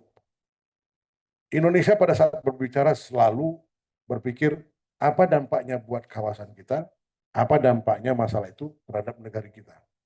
Kalau negeri lain sering cuma mengangkat persoalan negeri mereka. Contoh, kalau misalnya Filipina selalu bicara tentang masalah small weapon smuggling, penyelundupan senjata seperti pistol. Itu lebih persoalan ke dalam negeri mereka. Kalau Singapura selalu mengangkat persoalan adalah fire powers, kebakaran hutan.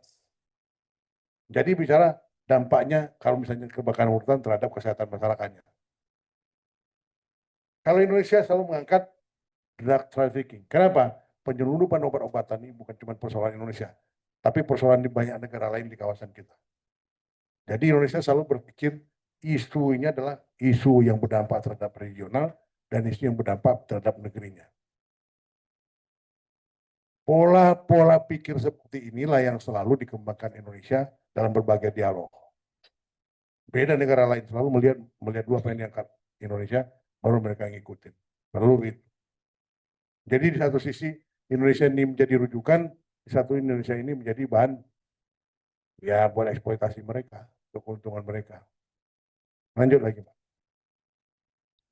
Ini prioritas menghadapi tantangan regional dan global. Ada itu bicara tentang masalah ekonomi, diplomasi, keamanan, security, lalu militer. Nah, maritime security ini dulu di zaman di zaman Jokowi, apa namanya, Mas? Poros Maritim Dunia. Ada nggak yang tahu bagaimana praktiknya Poros Maritim Dunia itu? Ada nggak? Maritime Fulcrum ada nggak? Waktu itu saya, karena kebetulan bukan orang laut, cuma saya berpikir, kalau bicara tentang masalah Poros Maritim Dunia, berarti butuh kapal yang berseliweran dari barat ke timur, dari timur ke barat. Nggak mungkin dia dari timur ke barat itu tanpa isi BBM. Kalau tanpa isi BBM berarti mesti membawa BBM di kapal. Sementara kapal yang berlayar ini itu memanfaatkan space, ruang yang ada di geladak itu untuk disewa. Lah kalau geladaknya penuh dengan minyak, BBM diangkut, mana lagi pemanfaatnya? Kalau membangun katakanlah merapat ke misalnya ke pelabuhan, pelabuhannya tidak semua cukup dalam, ada yang dangkal. Jadi saya nggak tahu bagaimana praktiknya kemarin Maritime Fulcrum itu. Banyak persoalannya. Pertama karena misalnya kita nggak punya apa istilahnya buat pengisian BBM di tengah laut, kita nggak punya sumber BBM yang memadai, kita tidak punya cuman pelabuhan yang cukup. Praktiknya 10 tahun itu saya nggak pernah lihat. Mas Ian pernah lihat nggak? Ada data nggak bisa? Korpes doang kan? Tapi data tentang bahwa operasionalnya ada nggak? Ada kan? Saya juga itu nggak lihat. Oke Mbak, lanjut. Nah ini pendekatan dalam diplomasi pertahanan. Ada bilateral, multilateral, ada trilateral atau minilateral, ada juga kombinasi antara tiga di atas, regional dan global. Lanjut Mbak. Nah kalau menurut Koti, pendekatan bilateral itu pejabat senior, pejabat militer dan sipil. Ada atas pertahanan, ada penugasan antar militer. Kemudian ada outreach, training dan segala macam. Lanjut Mbak. Kemudian multilateral, ya ada di situ konferensi, ya Shangri-La Dialogue. Kalau di Indonesia dulu ada yang nama GIDD, Jakarta International Defense Dialogue, yang sekarang menjadi IISDS, National Security Seminar, ya, Defense and Security Seminar. Kemudian lanjut Mas. Mbak lanjut Mbak. Oke. Ada pendekatan, ada patroli selat Melaka, coordinated patrol, ada penemuan minilateral, ada pertemuan trilateral, dan ada AUKUS. Ini kira-kira bentuk pendekatannya. Lanjut. Nah, pendekatan kombinasi ada ADMM, ada MM+, ya. Kemudian ASEAN Chief Defense Force informal meeting. Kenapa disebut informal meeting? Karena meskipun mereka Panglima TNI, mereka nggak berhak membuat kebijakan. Bahkan perjanjian internasional pun yang berhak itu cuma Menteri Luar Negeri. Kalau ada menteri-menteri lain, mestilah mendapatkan kuasa dari Menteri Luar Negeri. Jadi kalau ada perjanjian antara Indonesia dengan Singapura, tiba-tiba ada klausul di situ, Luhut mengatakan bahwa Indonesia akan mendukung pengembangan pengembangan canggih airport. Ya kita yang dari Kemah itu tepuk-tepuk jidat semua. Ini kenapa Luhut tiba-tiba buat perjanjian begini? Itu yang dicatat oleh Singapura dan setiap meeting itu yang disodorkan kepada kita. Indonesia udah janji loh. Indonesia udah janji loh. Ya, padahal itu nggak boleh. Tapi nggak ada yang membantah. Gimana membantah? Inilah Indonesia ini. Lanjut. Nah, kalau di regional ada ya entity lah. Nah, yang sekarang ini disebut sebuah organisasi regional yang paling intake yaitu ASEAN. Ini ada sedikit nih. Sekitar bulan lalu, salah satu peneliti dari Australia menanya saya, bagaimana tanggapan Anda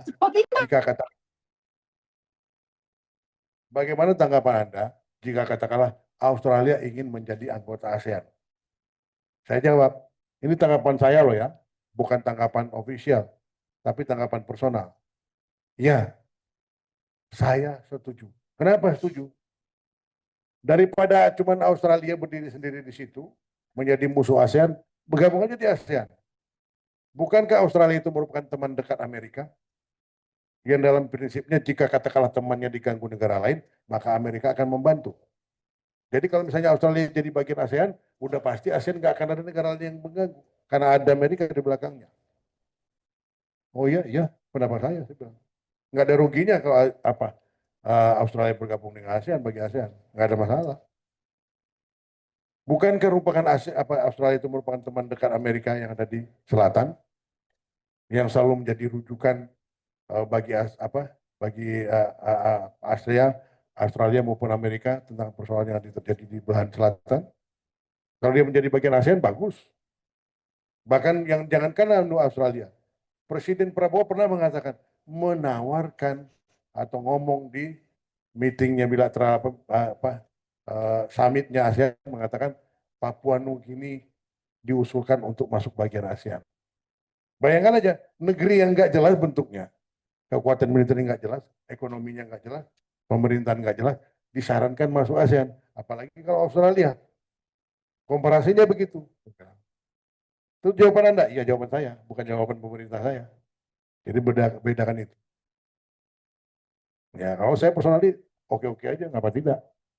Nggak mungkin juga mereka masuk ke ASEAN tiba-tiba semua negara ASEAN merupakan orang Australia. Nggak mungkin lah. Lanjut Mbak. Ini kalau bicara tentang masalah diplomasi global. Jadi tugas-tugas PBB. Sekarang ini kalau nggak salah ada 13 misi PBB kalau nggak salah.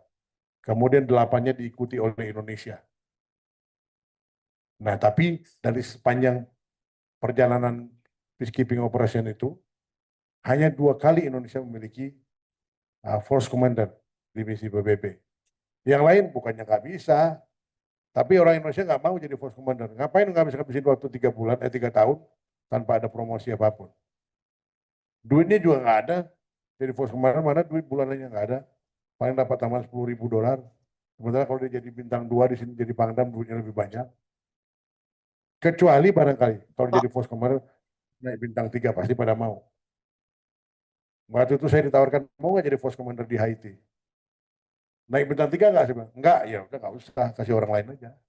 Saya biar di negara saya aja, dekat anak istri daripada jauh-jauh. Lanjut, Mbak. Ini bicara tentang ADMM dan ADMM. Jadi di dalam ADMM itu ada berapa itu? Ada 7 working groups ya yang mereka merupakan berpartner. Misalnya Indonesia dengan Australia bicara tentang masalah maritime security. Malaysia misalnya dengan UK bisa bicara tentang masalah counter terrorism dan seterusnya. Jadi mereka berpasangan. Tahun ini misalnya Indonesia merupakan co-host, tahun depan dengan working group yang sama menjadi host. Karena yang namanya itu merupakan mekanisme kerja di ADMM Plus per 2 tahun. Sedangkan ADMM per tiap tahun. Nah ini dia. Maritime security, counter terrorism, humanitarian assistance, peacekeeping operations, military medicine, humanitarian mine action, dan cyber security. Cyber security ini baru 2 atau 3 tahun yang tambah jadi working group. Sebelumnya 6. Nah, ADMM Plus itu ada 10 AMS. Nanti mungkin Asia Member State ini berubah menjadi 11 pada saat akhir tahun. Dan 8 negara partner. Di situ ada Australia, ada China, India, Jepang, Korea Selatan, New Zealand, Rusia, dan Amerika. Lanjut. Dari semua yang kita sampaikan tadi, faktor kunci dari persoalan itu adalah ya, pertama dua rivalitas dua kekuatan besar, Amerika Cina, kemudian militer ekonomi, lalu hard power dan soft power. Meskipun bicara diplomasi pertahanan itu bicara tentang masalah smart power, bicara tentang soft power, tidak bicara tentang hard power. Kemudian pengaruh kebijakan penyelenggara negara. Kalau di zaman SBY itu 1.000 teman tidak ada lawan.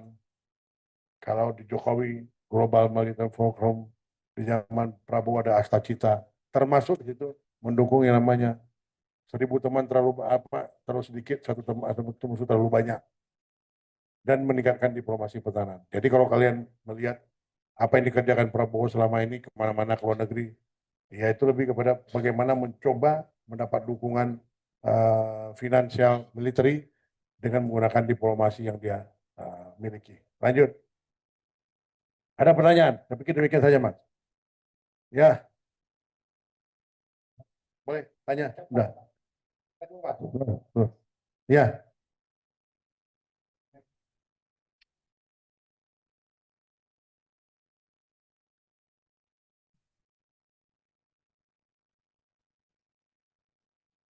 Oke, izin bertanya Pak. Perkenalkan nama saya Christian Rivaldi Hartonang dengan NIM 103124084. Saya berasal dari manajemen 2024. Nah, jadi tadi Bapak sudah menjelaskan tentang ancaman non-tradisional. Nah, kita sering mendengar tentang tentang isu-isu tentang ancaman cyber dan ancaman terorisme yang dimana ancaman ini dapat mengganggu diplomasi pertahanan negara. Nah, yang menjadi pertanyaan saya yaitu apa yang akan dilakukan negara dalam mengambil peran dalam membuat strategi diplomasi pertahanan untuk beradaptasi atau bahkan menjaga diplomasi pertahanan negara pada era globalisasi ini. Terima kasih. Diplomasi pertahanan yang dilakukan Indonesia menghadapi NTS di era globalisasi. Kita masih berpikir globalisasi. Tapi di 2 tahun, hampir 5 tahun belakangan ini, itu sebetulnya banyak muncul gejala deglobalisasi. Banyak itu yang muncul sekarang. Tapi kita oke lah, kita balik ke masalah globalisasi. Apa yang dilakukan pemerintah dalam mengatasi NTS tersebut? Nah, karena kalau bicara tentang masalah NTS, diplomasi pertahanan, kita tidak menggunakan kekuatan militer. Tapi kita menggunakan kekuatan intelektual kita untuk mengatasi persoalan yang ada. Maka yang dikembangkan oleh Indonesia adalah selalu dialog, menyampaikan persoalan yang ada, bahwa persoalan itu bukan cuma milik Indonesia, tapi milik kita bersama. Bahkan ada dialog yang lebih kasar, contoh yang disampaikan Yusuf Kala. Pada saat Malaysia misalnya protes, Indonesia harus minta maaf kepada Malaysia, karena sudah 1 bulan ini mengirimkan asap kebakaran hutan ke pihak Malaysia. Indonesia harus minta maaf. Apa jawaban Yusuf Kala? Kamu itu 12 tahun menghirup udara segar. 12 bulan menghirup udara segar di Indonesia. Di antara 12 bulan itu hanya 1 bulan menghirup udara kotor. Yang 11 bulan Anda nggak pernah mengucapkan terima kasih ke Indonesia. Kami nggak pernah protes dan menyuruh Anda untuk mengucapkan terima kasih. Artinya apa? Bahwa persoalan ini bukan cuma persoalan Malaysia, tapi juga persoalan kawasan ini. Bahwa kebakaran hutan tidak disebabkan oleh hutan yang dibakar, tapi bisa jadi terjadi karena misalnya panas yang menyengat, lalu barangkali ada misalnya mobil lewat, kemudian memercikkan api, misalnya kerikil mental ke batu, memercikkan api dan membakar ilalang. Terjadi kebakaran hutan. Tidak pernah Indonesia berniat membakar hutan agar misalnya Malaysia mati. Tidak pernah Indonesia berniat membakar hutan agar Singapura tidak survive. Jadi, mari kita hidup bersama-sama dalam keadaan damai dan saling memahami bahwa situasi yang ada adalah persoalan bersama. Maka yang dikembangkan oleh Indonesia di sini adalah dialog. Mengatasi persoalan selalu bersama-sama, bukan merupakan persoalan negeri. Dalam teori regionalisme, saya mengembangkan yang namanya new regionalism. Satu, bahwa tidak ada satu negara pun yang mampu mengatasi persoalannya sendiri tanpa bantuan negara lain. Even negara maju. Contoh nih, kebakaran yang di apa nih kemarin? Di California, Los Angeles. Apakah diatasi oleh mereka sendiri? Enggak, ada bantuan negara lain. Tsunami di Jepang, meskipun katakanlah Jepang menolak bantuan, tapi dia sendiri enggak. Ada keterlibatan negara tetangga, apalagi macam Indonesia, kejadian tsunami di 2004. Diatasi oleh Indonesia sendiri enggak bisa. Datang Jerman, datang negara Eropa, datang Singapura untuk berikan bantuan. Jadi yang namanya diplomasi pertahanan itu mengembangkan katakanlah cooperation, mengembangkan koordinasi dan mengembangkan pemahaman bersama bahwa persoalan yang berkembang saat ini mesti diatasi secara global bersama. Tidak bisa diatasi oleh sebuah negara di mana terjadi persoalan tersebut. Gitu ya Mas. Itu jawaban saya. Cukup? 2004 sampai berapa umurnya? Udah 19, 2004. 2004 sekarang 12. Mau lahir 2006. Oh belum lahir sampai. Oke. Mulai.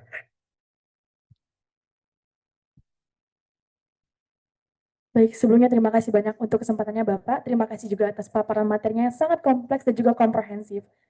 Perkenalkan, saya Zevanya dengan 10.622.3013 sebagai salah satu mahasiswa Pak Ian di kelas Strategi dan Diplomasi Pertahanan. Tadi sempat disebutkan bahwasanya ada terminologi terkait dengan figur dan juga postur di dunia militer. Dan menurut saya ini menarik untuk bisa mengaitkannya atau mengkorelasikannya dengan background Bapak sebagai purnawirawan dan juga akademisi sekaligus. Pada tahun 1971, ada aliansi formal yang terbentuk bernama Five Powers Defense Agreement yang berisi Inggris, Australia, New Zealand, Singapura, dan juga Malaysia, di mana sependek pengetahuan saya, aliansi ini dibentuk untuk bisa menyeimbangkan kekuatan Indonesia yang saat itu dianggap sebagai ancaman. Begitu juga sebaliknya, Indonesia menganggap aliansi itu sebagai ancaman. Maka dari itu, Indonesia harus mampu untuk menghadapi ancaman yang datang dari RDPA. Dan pada saat ini, salah satunya adalah dengan melakukan diplomasi pertahanan. Pertanyaan saya adalah, apakah diplomasi pertahanan yang sudah dilakukan Indonesia pada saat ini sudah benar-benar mampu menggeser posisi Indonesia yang dilihat sebagai ancaman menjadi posisi sebagai teman atau mungkin sebagai mutual? Ataukah mungkin Indonesia ini masih sebatas melakukan damage control terhadap arsitektur keamanan yang ditentukan oleh negara-negara lain? Dan kalau Bapak berpendapat bahwasanya Indonesia saat ini masih bersifat reaktif posisinya, di manakah letak persoalannya? Apakah mungkin di postur, di figur, atau mungkin pada gaya strategi Indonesia yang saat ini masih belum konsisten? Terima kasih Bapak. Iya, terima kasih pertanyaan gini. FPDA, Five Power Defense Agreement, kemudian Indonesia. Jadi kalau kita bicara kawasan kita, kalau saya selalu menempatkan bahwa Indonesia itu merupakan perempuan cantik di kawasan ini. Jadi nggak ada orang yang ingin lepas dari Indonesia, nggak ada juga yang ingin memusuhi Indonesia sebetulnya dari jauh. Tapi mereka mencoba mengeksplorasi Indonesia, mengeksploitasi Indonesia. Jadi contoh, kita punya kebun karet jauh lebih luas dibandingkan Malaysia. Tetapi Malaysia mengambil keuntungan dari karet yang kita punya. Kita punya kebun sawit, tetapi yang menentukan harga sawit dunia itu Belanda. Ya, jadi kalau katakanlah FPDA Indonesia menganggap ancaman, kembali ke persoalan yang disebut di tahun 57 itu, jangan sampai 57. Sampai sekarang pun negara-negara di dunia itu masih menganggap Indonesia memiliki sifat agresif. Mereka tidak percaya dengan semua perkembangan modernisasi yang dibuat Indonesia adalah untuk deterrence, untuk mempertahankan diri. Mereka khawatir Indonesia memiliki sifat agresif yang akan mencaplok negeri mereka.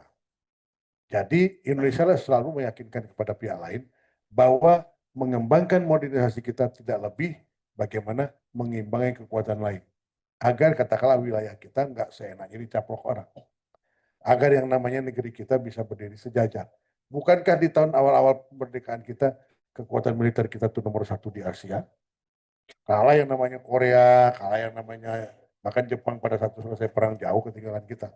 Tapi sekarang yang namanya peralatan militer itu usianya panjang. Penggunaannya efektif itu dari 0 tahun sampai dengan 25 tahun. Sesudah 25 tahun sampai 50 tahun itu lebih banyak maintenance-nya. Nah kapal-kapal kita banyak sekarang itu berada dalam tahap maintenance. Ya, macam Parchim kelas saja kapal permukaan itu sudah 51 tahun sejak tahun 74. Belum lagi pesawat Hercules, F-16, Hawk dan segala macam sudah tua. Nah sekarang pesawat yang kita miliki, perjanjian kerjasama dengan misalnya dengan Korea, KFX, IFX, itu merupakan generasi 4,5, udah ketinggalan. Negara lain sudah memiliki generasi kelima. Nah, kita belum sampai ke sana. Kita punya pun yang namanya Rafale, belum generasi kelima. Lebih ke bagaimana kita bisa monitor wilayah kita. Sebelum terjadi perang Rusia-Ukraine, Ukraine pernah datang ke Kementerian Pertahanan, menawarkan untuk bisa mengcover seluruh wilayah kita dengan 2 cara. Satu, menggunakan katakanlah radar yang mampu melingkupi wilayah kita 24 jam tanpa ada titik kosong. Bukan radar yang berada di sini bisa monitor ini, terlalu di titik tertentu monitor wilayah ini, tidak. Radar yang mampu seperti katakanlah kalau di Israel itu Iron Dome, atau barangkali yang mampu menjadi katakanlah, ada nggak nonton film itu? Harry Potter, yang Dead Hollow segala macam itu. Nah, itu kan bagaimana seperti itu. Ya, seperti Kuba. Maunya seperti itu. Kemudian mereka menawarkan agar bisa monitor menggunakan katakanlah drone. Yang namanya attacking drone sama dengan active drone. Yang sekali dilepaskan mungkin keluar dari dari alatnya sekitar 50 drone sampai 100 drone. Kemudian juga Turki pernah menawarkan agar Indonesia memiliki itu yang mampu terbang 72 jam non-stop dan ketinggian 50.000. Kalau sebuah drone mampu terbang 52.000 feet, 72 jam, artinya mampu memonitor seluruh wilayah kita dari Sabang sampai Merauke, dari pulau Miangas ke Rote. Itu. Nah, cuman ada prioritas-prioritas yang ditentukan oleh pemerintah untuk memonitor itu. Jadi, apakah yang namanya FPDA itu ancaman bagi kita? Ya bagi banyak orang kita berpikir bahwa apapun manuver yang dilaksanakan di negara lain itu merupakan ancam terhadap wilayah kita. Maka kita selalu berpikir tentang masalah national interest kita. Bagaimana kedaulatan negara kita diakui, bagaimana wilayah kita utuh, bagaimana anak negara kita selamat. Tapi apakah negara kita reaktif untuk membuat katakanlah kerjasama lain untuk melawan FPD? Nggak pernah secara fokus melaksanakan itu. Karena setiap kegiatan misalnya kalau dengan Amerika ada namanya UCPDD, United States Indonesian Bilateral Defense Dialogue, atau dengan Australia ada namanya USAID,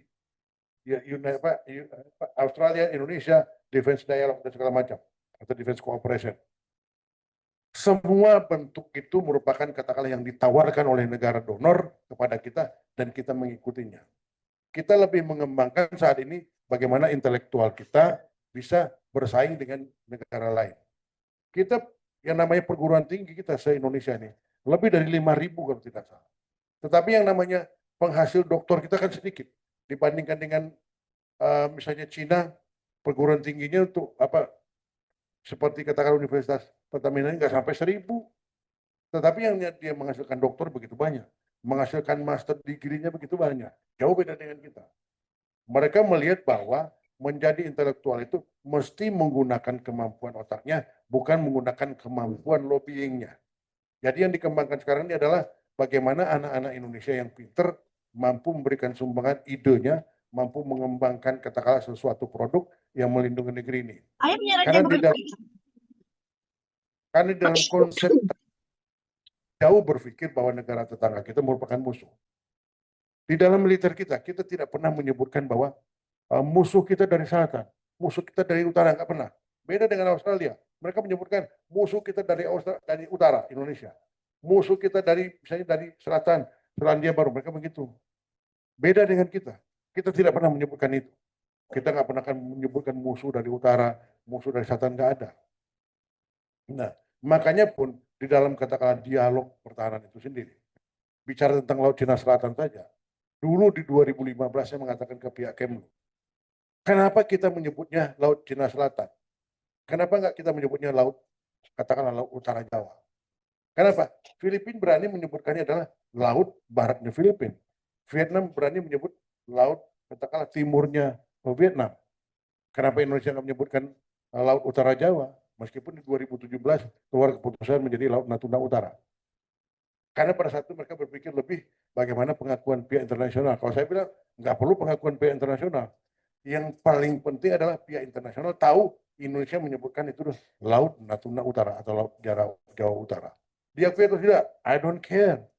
Sama begini contoh. Mahathir Mohamad, bahkan juga katakanlah pemimpin Malaysia mengatakan Riau itu dulu bagian dari Kuala Lumpur. Tidak kapan Riau bagian dari Kuala Lumpur. Bahwa adat Melayu banyak kental di situ benar, tapi bukan dari bagian Kuala Lumpur. Makanya saya bilang, kalau ada klaim demikian, jangan biarkan pemerintah yang menjawab, jangan biarkan militer yang menjawab, tapi semua rakyat mesti menjawab. Mulai dari mahasiswa, mulai dari think tank, mulai dari pelajar ikut menjawab. Ada bukti nggak penting? Contoh misalnya, yang namanya Menara Kembar yang ada di Kuala Lumpur, itu yang bangun orang Indonesia. Ada bukti nggak penting? Mereka tahunya Indonesia menyatakan kita memiliki keunggulan teknologi dibandingkan mereka. Kita menyatakan bahwa kapan pun disebutkan dulu wilayah Indonesia ini dari yang Jawa sampai ke namanya ke Kamboja sana, termasuk ke Kuala Lumpur, termasuk pokoknya kita sampaikan demikian. Bukti ada nggak penting. Jangan kita biarkan pihak lain berpikir mereka mengklaim batik milik mereka, tempe milik mereka, bahkan reok mereka mau klaim dan segala macam. Ada bukti nggak penting, tapi kita gelisah, kita ribut. Jadi saya berpikir kalau dia bicara tentang Hambalat, kita bilang kapan perlu kita sebut yang namanya Kuala Lumpur itu dulu merupakan kampungnya Indonesia. Jadi menurut saya bahwa yang dikembangkan Indonesia saat ini adalah bagaimana menunjukkan jati diri kita. Bagaimana mengembangkan kemampuan otak anak-anak kita. Bukan mengembangkan personel militer kita, enggak ada. Jauh dari itu. Kita hanya sebatas bagaimana kemampuan kita deterrence mempertahankan negara kita. Kita sendiri tidak tertarik membentuk aliansi. Kita sendiri tidak tertarik membentuk yang bernama Fakta Pertahanan, enggak ada. Tetapi kita maunya negeri kita aman. Kepentingan nasional kita terjaga. Gitu loh. Ya. Ada pertanyaan lain? Mau nggak?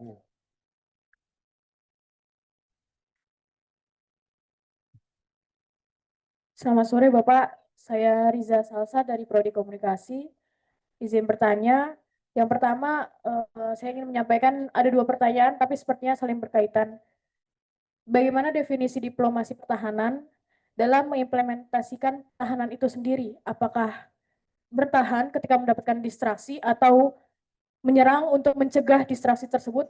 Kemudian yang kedua, yang sudah Bapak sampaikan tadi mengenai pesawat Singapura yang melakukan pelanggaran ketika take off ke wilayah Indonesia seperti itu, apakah negara sudah melakukan berbagai upaya sehingga nanti akan ada kemajuan agar tidak terjadinya seperti itu lagi? Sekian, terima kasih Bapak. Diplomasi pertahanan. Apakah kalau ada gangguan kita reaktif sifatnya, kan gitu ya. Begini, kalau melihat tadi diplomasi pertahanan itu bagaimana semua bentuk ancaman yang akan muncul. Terutama berpikir tentang masalah ancaman non-tradisional. Ada ancaman budaya, ada ancaman ekonomi, ada ancaman politik. Kita memonitor itu dan kita mengutamakan dialog dalam setiap pertemuan kita. Kita angkat sebagai isu yang mengguncang tentang keamanan kawasan kita. Jadi kita menginginkan bahwa persoalan itu bukan persoalan Indonesia, tapi persoalan kawasan kita. Tidak boleh dan tidak ada satupun negara di kawasan ini yang menonjol. Tapi sebuah negara dengan suatu entitas, dengan suatu yang sama. Makanya makanya yang namanya ASEAN selalu berpikir bahwa ASEAN itu selalu berada di driving seat. Sebuah negara, katakan entitas, yang mengendalikan wilayahnya. Kalaupun ada negara lain ingin masuk, mesti mendapatkan persetujuan dari negara lain. Yang kalau sekarang istilah di KPK itu Pak, kolektif kolegial. Artinya semua sesuatu yang mengganggu keamanan kita, mengganggu katakanlah peace kita, mengganggu stability kita, mengganggu kesejahteraan ini merupakan keputusan bersama, bukan keputusan sebuah pihak. Lalu yang pertanyaan kedua, apa tadi Pak? Tentang masalah itu, pelanggaran-pelanggarannya itu. Jadi begini, tadi saya sebutkan, dulu kita yang namanya kan pernah dengan namanya FIR, Flight Information Region. Nah, Flight Information Region ini di sekitar tahun 40 itu diserahkan oleh IASO, International Aviation Security Organization, bahwa dikelola oleh Singapura. Nah, kemudian sejak 2 tahun belakangan ini itu diserahkan ke Indonesia. Tetapi di situ pertama kali ada proses mill over, penyerahannya secara bertahap agar pihak Indonesia nanti yang bertugas menyelenggara FIR ini betul-betul paham. Nah, terkesannya sederhana. Yang namanya flight informasi ini, waduh, kan cuma mengatur pesawat mendarat. Kenapa sih jadi persoalan? Mengatur pesawat mendarat memang nggak jadi persoalan. Tapi jika menyangkut tentang kedaulatan kita itu persoalan. Makanya dalam salah satu perjanjian yang disebutkan tadi, Indonesia mendukung pengembangan yang namanya Changi Airport itu cuma kebijakan Luhut aja. Tahu nggak apa yang dikatakan pada saat kita dialog untuk mengambil FIR itu? Pihak Singapura mau menyerahkan FIR itu, tapi dengan catatan bahwa dari ketinggian 0 sampai dengan 400 meter itu dikendalikan oleh Singapura. Dari 400 ke atas, Indonesia boleh mengendalikan. Kemudian mereka ingin mengembangkan radius keamanannya, apa itu Changi Airport itu sampai dengan radius 45 km. Kita nggak setuju. Kalau kita setuju radius 45 meter, artinya apa? Mereka mengendalikan tentang security bandar udara tersebut masuk sampai ke Riau, ke Pekanbaru. Kalau misalnya mengatakan ketinggian 400 sampai 0 mereka yang mengendalikan, sama aja kita nggak ada beda dengan yang lalu. Mereka mengatur pesawat mana yang mendarat duluan, pesawat mana yang take off. Kesannya sederhana. Sebuah pesawat itu, katakanlah ground handlingnya 1 jam saja, nggak kurang dari $3.000. Jadi kalau ada yang mendarat berputar-putar 2 jam di ground handling menambah bayar. Berputar-putar di atas menambah biaya afturnya dan segala macam. Nah kita nggak mau bahwa kita setuju menempatkan perwira penghubung kita terlebih dahulu agar menguasai itu, tetapi pengendalian kita sepenuhnya.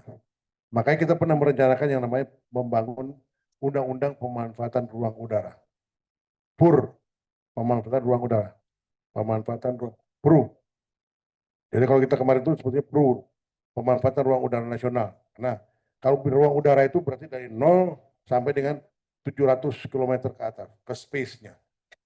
Sampai sekarang belum jadi PRU itu. Karena buat undang-undang itu nggak cukup anggarannya. Karena melibatkan antar lembaga, kementerian, melibatkan DPR untuk melakukan pengesahannya. Karena butuh biaya lebih dari 1M, 2M. Nah, biaya yang tersedia cuma 1M. Mana mungkin kita membangun itu. Jadi itu yang kita kembangkan selama ini, Pak. Ya, ada pertanyaan lagi? Boleh, Pak.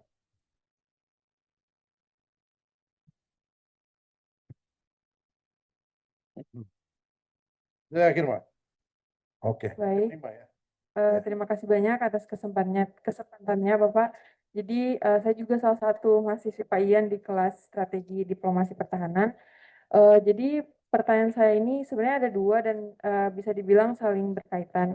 Jadi kan seperti yang kita tahu bahwa saat suatu negara berusaha meningkatkan atau memodernisasikan military force-nya itu akan menimbulkan yang namanya security dilemma, yang mana dampak dari security dilemma ini akan bisa saja menghasilkan semacam arm race atau ketegangan sama negara lain atau juga bahkan penurunan kepercayaan negara lain terhadap negara kita.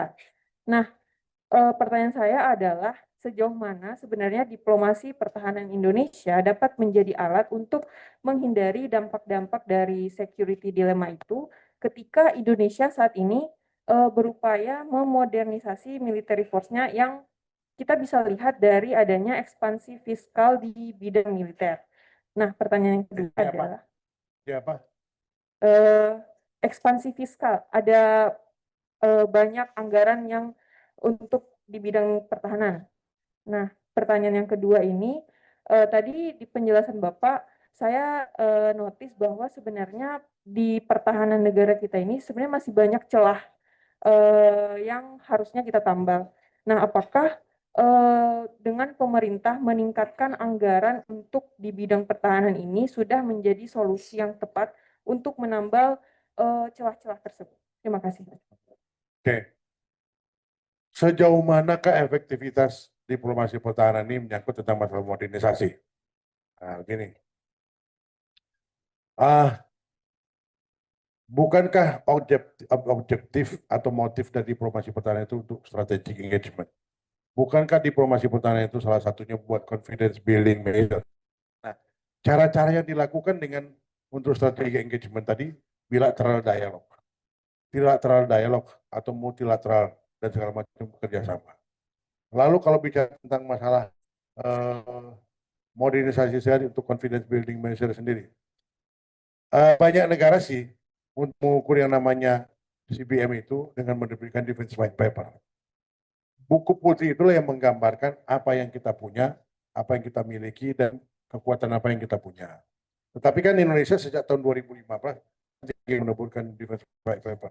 Bahkan di zaman Prabowo tidak mau sama sekali Defense White Paper. Dia berbilang, apa yang mau kita sampaikan kalau tidak ada senjata baru yang kita miliki. Ya. Nah, diplomasi pertahanan apa yang kita kembangkan? Begini, pada saat pemesanan katakanlah peralatan tersebut, kita tidak menggunakan militer to militer, tapi kita menggunakan bisa jadi business to government atau government to government atau business to business yang melibatkan orang militer untuk mengetahui secara pasti capability dari peralatan yang kita beli. Kemudian begitu kita katakanlah mencoba melakukan dealing atau apa istilahnya persetujuan tentang yang kita beli, kita rilis apa yang kita beli. Kita sampaikan misalnya ada konsep 28 atau 26. Contoh, 2 kita buat di negara asal, 6 dibuat di Indonesia. Yang kita sampaikan ke publik, kita sampaikan ini loh yang kita beli dengan kemampuan. Karena begini, kalau kita beli kapal misalnya, itu platformnya saja, itu beda dengan kegiatan yang namanya sepenuhnya. Jadi kalau ke platform itu punya kapal dengan luas dan panjang sekian, segala macam, tetapi nggak ada senjata, nggak ada monitor, nggak ada komputer dan segala macam. Nah, kemudian ditambahkan oleh teknologi yang dimiliki negara lain, menambahkan kemampuan computerized, dan segala macam dengan senjata yang dimiliki. Nah, itu kita sampaikan terbuka. Termasuk kita juga sampaikan bahwa deployment-nya kemana saja. Itu kita sampaikan dalam saat dialog itu. Inilah yang bagian dari diplomasi pertahanan tadi. Bahwa diplomasi pertahanan tidak merupakan hard power, tetapi menggunakan smart power dan soft power. Menggunakan dialog dan menggunakan katakanlah ruang untuk berbicara ketimbang debat. Nah, pertanyaan kedua apa tadi? Oh gini, apakah dengan meningkatkan anggaran tersebut mampu menutup celah-celah? Mampu, tapi belum semua. Karena tadi saya sampaikan bahwa jika moderat saja, anggaran itu mesti 1,6% dari GDP. Kita baru 0,8. 50% dari anggaran yang kita dapatkan itu buat overhead. Overhead itu belanja pegawai. Gaji pegawai, tunjangan pegawai, kemudian belanja perawatan dan maintenance. Yang 50%-nya itu baru beli peralatan. Jadi di dalam dunia militer itu ada yang namanya kesiapan operasional dan kesiapan tempur. Nah, sekarang ini kita baru dalam kesiapan operasional, tidak kesiapan tempur. Jadi ini yang kita sampaikan. Ada penambahan anggaran tapi belum memadai. Memang ada rencana kalau nggak salah, mungkin kalau nggak tahun 2027 atau 2028 ada rencana dari Presiden Prabowo untuk menjadikan anggaran tersebut 1,6 dari GDP kita. Kalau sekarang belum sampai, baru sekitar 0,88. Ya, itu saja barangkali jawabannya. Terima kasih.